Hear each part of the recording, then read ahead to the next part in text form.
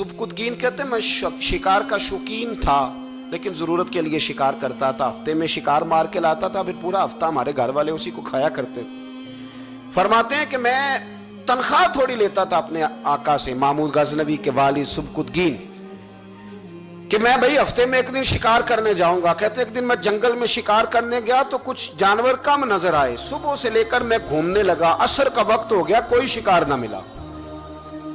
अब मेरे दिल के अंदर यह डर था कि अगर मगरिब मुझे यहीं हो गई तो मुझे कोई दरिंदा कोई जानवर परेशान करेगा। इसी परेशानी के आलम में मैं दाएं बाएं देख रहा था कि हरनी का एक बच्चा मुझे नजर आया।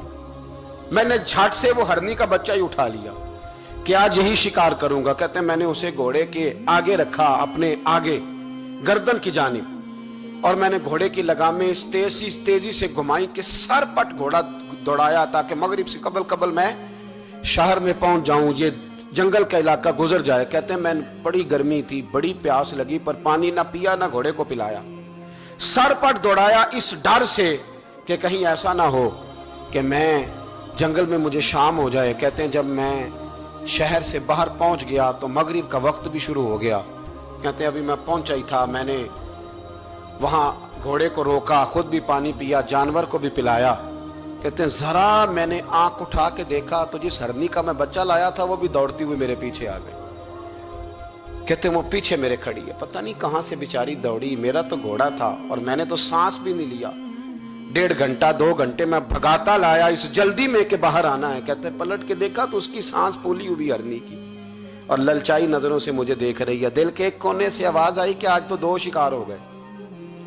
बच्चा तो पकड़ा ही, इसकी मां को भी काबू करता हूं ताकि डबल शिकार हाथ आएगा। कहते हैं फिर अंदर से मेरा दर्द बोला, अंदर से मेरा रहम बोला कि एक मां अपना बच्चा लेने आई है और इस तरह तो उसे तकलीफ नहीं दी जा सकती कि उसे ब्लैकमेल करके मां को भी रख लिया जाए। कहते हैं जब मैंने उस हरनी की तरफ देखा तो उसकी नजरों में सवाल था, उसकी नजरों के अंदर सवाल था, कुछ मांग रही थी। कहते मैंने उस बच्चे की पुश्त पर हाथ फेरा, फिर मैंने बच्चा छोड़ दिया। कहते उसने पहले बच्चे को बाजुओं में लिया, फिर अपनी जुबान से अपना बच्चा चाटने लगी। कहते हैं फिर वो जब जंगल की तरफ जाने लगी तो एक दफा उसने मेरी तरफ देखा, दूसरी दफा उसने आसमान की तरफ देखा। जिंदगी में मुझे इतना सुकून कभी नहीं आया था जितना आज आया। कहते मैं घर गया, इशा की नमाज पढ़ी, बावुजू मैं बिस्तर पे लेट गया। लोगों मेरे नसीब देखो, मुझे मदीने वाले महबूब का दीदार नसीब हुआ। रसूल करीम अलैहिस्सलाम मेरी ख्वाब में आए, मैं रोने लगा। घर महक उठा, फूल खिलने लगे, खुशबुएं बिखरने लगी।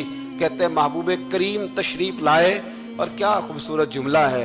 महबूब फरमाने लगे ओ सुबकुतगीन, अगर तुझे बादशाह बना दिया जाए तो इंसानों के साथ भी इसी तरह रहम करेगा ना जिस तरह आज हरनी के साथ किया है।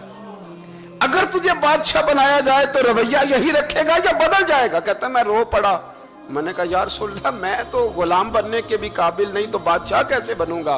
फरमाया तेरी आज की अदा बड़ी पसंद आई है, अर्श के मालिक ने तुझे बादशाह बनाने का फैसला कर लिया। तेरी ये अदा बड़ी भाई है, बड़ी पसंद आई। फरमाते एक हरनी के बच्चे पे रहम खाया था, रब करीम ने मुझे बादशाही अता फरमा दी।